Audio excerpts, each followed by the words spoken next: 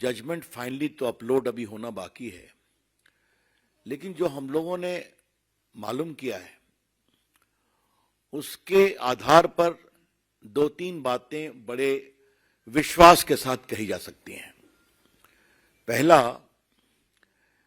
कि this whole exercise was done for a valid cause, namely removing fake currency, containing terror funding, black marketing, etc. ये पूरी नीति terror funding, fake currency को रोकने के लिए और आपके money laundering etcetera, black marketing को रोकने के लिए की गई थी।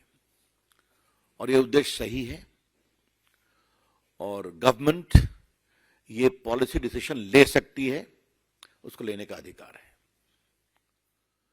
दूसरी बात जो कही गई थी कि आरबीआई से कोई कंसल्टेशन नहीं हुआ, बाकी नहीं हुआ, कोर्ट ने उसको भी रिजेक्ट किया और कहा कि आरबीआई से कंसल्टेशन हुआ था।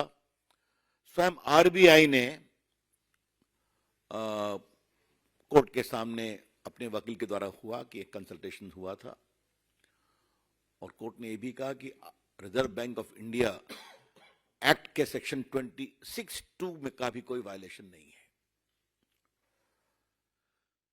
ये इन सम एंड सब्सटेंस, और आपको मालूम है कि कोर्ट ने पूरे डिसीजन मेकिंग प्रोसेस को भी देखने की इच्छा जाहिर की थी, तो सील्ड कवर में वो भी दिया गया था।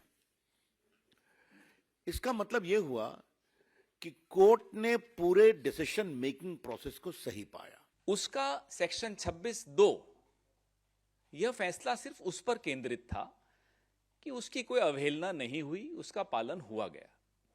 अलावा इसके माननीय सर्वोच्च न्यायालय ने न इस पर कोई टिप्पणी की कि क्या नोटबंदी से आतंकवाद कम हुआ, क्या नोटबंदी से जो करेंसी सर्कुलेशन में थी, काला धन सर्कुलेशन में था, क्या वो कम हुआ। इस सब पर कहीं कोई एक शब्द भी इस निर्णय में नहीं है। तो यह कह देना कि माननीय सर्वोच्च न्यायालय ने नोटबंदी को सही ठहराया है, मुझे लगता है गलत होगा। नोटबंदी के फैसले की प्रक्रिया को सही ठहराया है, फैसले पर कोई टिप्पणी माननीय सर्वोच्च न्यायालय ने नहीं की है।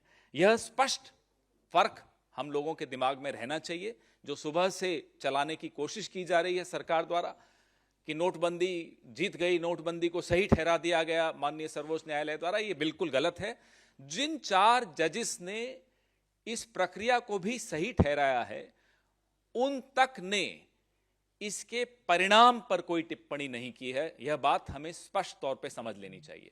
हमारी आपत्ति, इस देश की आपत्ति परिणाम पर थी कि नोटबंदी से हुआ क्या, इस देश को क्या हासिल हुआ।